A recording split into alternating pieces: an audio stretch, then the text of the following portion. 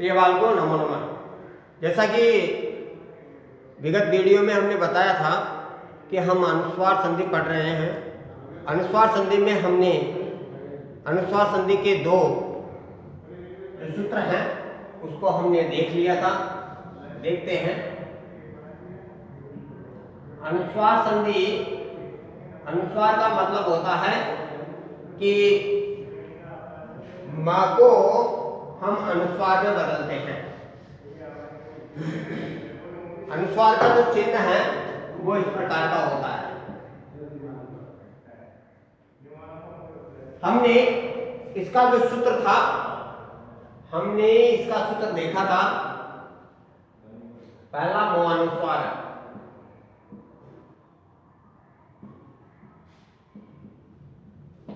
और दूसरा जो हमने सूत्र देखा था वह था नस्य अपदान्तात्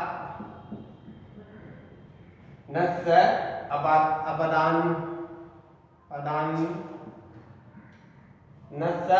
अपदान्तस्य। इन दोनों में हमने देख लिया था कि ये तो पदांत है। पदांत मकार के बाद में व्यंजन हो तो म को अनुस्वार में बदल देते हैं। इसका हमने उदाहरण देखा था, जैसे अहम पठामी। यह है पदांत, यानी पद के अंत में मां हो तो मां को हम अनुस्वार में बदल देते हैं और ये अपरिवर्तित रहता है। परिवर्तित हम इसको ऐसे कैसे लिख सकते हैं, अहम पठामी।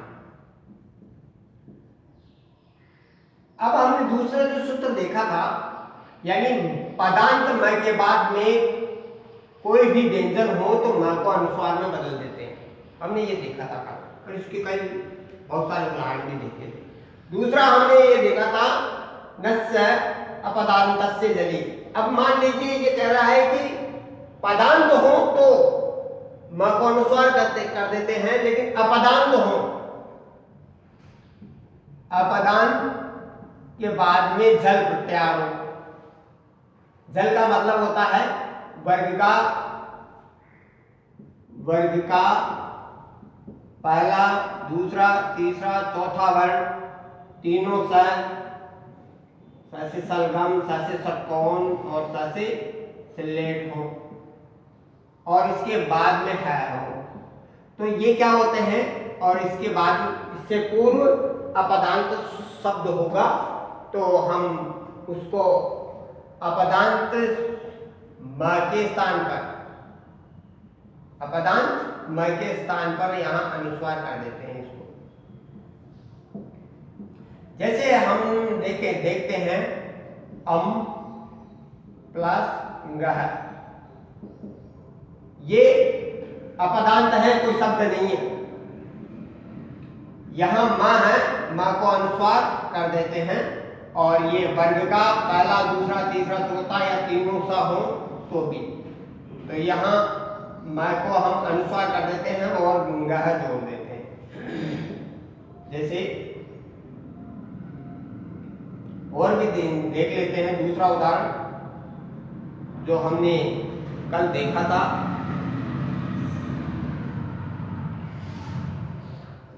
सम सही। दूसरा हमने उदाहरण देखा था अपन ने जो अपदांत से दम प्लस डह, दम प्लस डह, तो यहां मां को अनुस्वार में बदल देते हैं और दंड है शब्द बन जाता अपना। आज हम मोनुस्वार नस्य पदांतास झली इसके बाद में देखते हैं। हे मापरे, दूसरा हम देखते हैं न परे, न परे न। तीसरा हम देखते हैं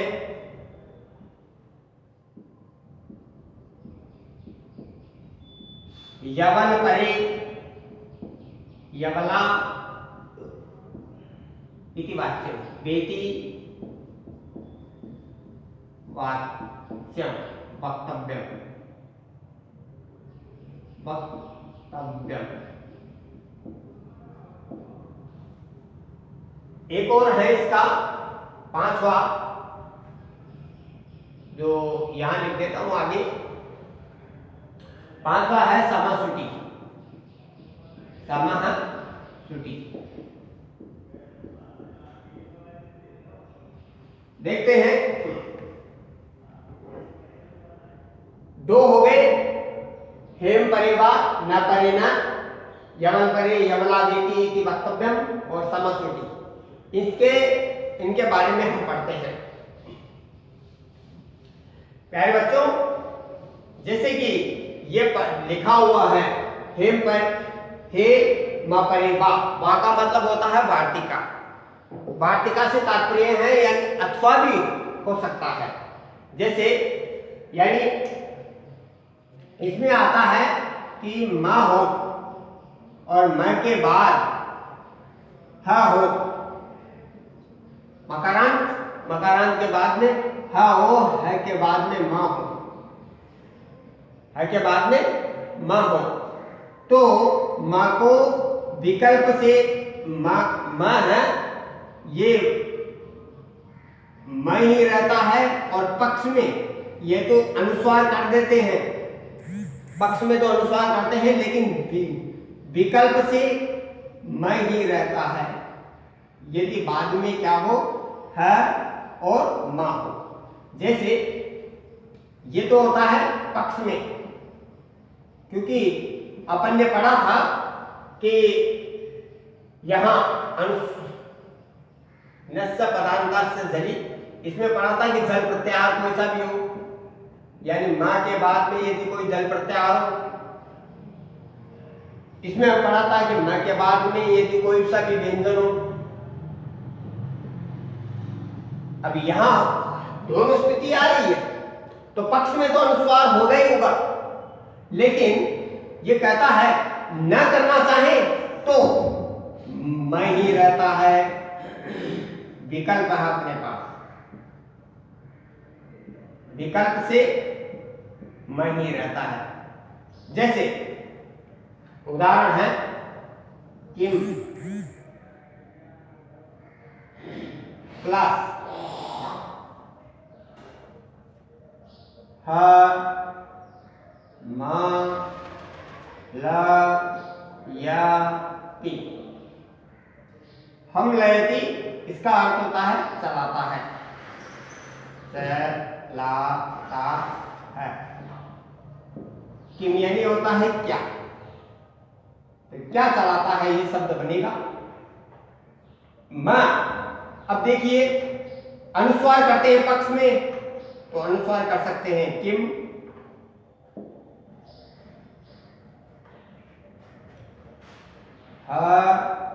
म ल या ति, अर्थ हुआ क्या, चलाता है, किम यानी क्या।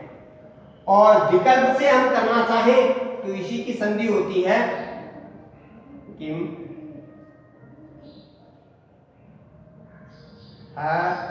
मां को इसमें भी जोड़ सकते हैं, मां ल या ति, अर्थात क्या चलाता है।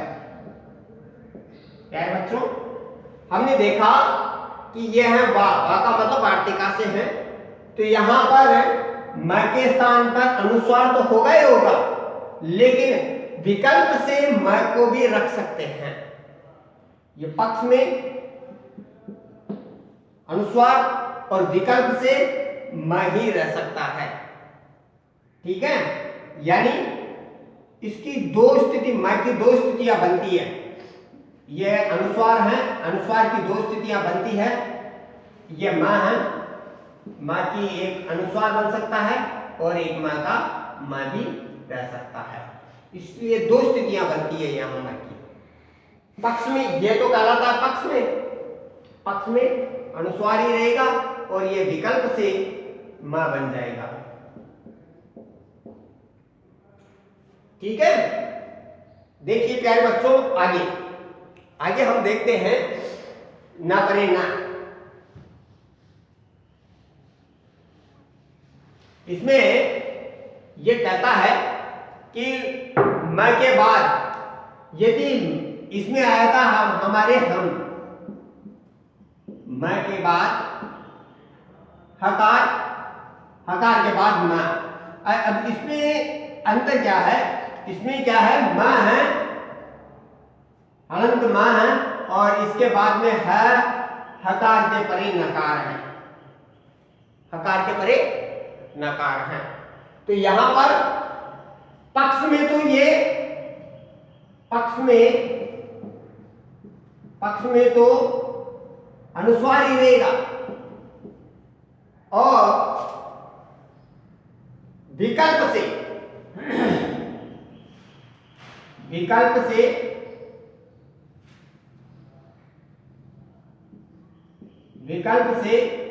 मां के स्थान पर इसकी दो स्थितियां बनती है। पहली स्थिति ये हो गई, दूसरी स्थिति ये होगी। विकल्प से मां के स्थान पर मैं ही रहेगा। यदि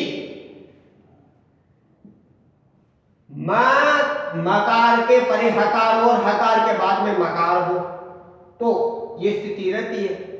यहां नकार परे ह हो, ह के बाद में म हो तो विकल्प से यहां क्या रहता है, म। प्यारे बच्चों, इसका उदाहरण देखिए, जो प्रसिद्ध उदाहरण है, किम प्लस हनुते। इसका अर्थ होता है, हनुते का अर्थ होता है छिपाना, तो छिपाता है। यहां देखते हैं पक्ष में तो मैं के स्थान पे अनुस्वार हो जाएगा, तो यहां कर सकते हैं किम हनुते, और ये हो गया अपने पक्ष में। और दूसरा इसी का एक और बनता है मैं, तो किम हनुते, यह आधा है और ये विकल्प से बनता है, विकल्प से बन जाएगा। तो इसका अर्थ होता है क्या, छिपाता है।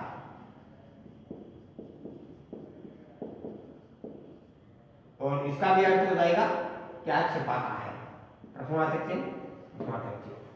प्यारे बच्चों, हमारी स्थिति क्या हुई यहां, हे मां परे बा और ना परे ना, यानी मकार के बाद में यदि ह के बाद में ना आ जाए तो पक्ष में तो अनुस्वार बनेगा ही बनेगा और विकल्प से म ही रहेगा। कल हम यवल परे यवलावेति वक्तव्यम और समः श्रुति, इन दोनों को देखेंगे। प्यारे बच्चों, अनुस्वार संधि में 1 2 3 4 5 छह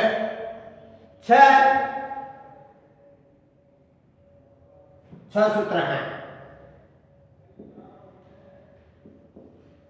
ये सभी सूत्र इससे भी सिद्ध हो सकते हैं, इसलिए मो अनुस्वार यानी म के स्थान पर केवल अनुस्वार लगाकर भी हम कार्य कर सकते हैं।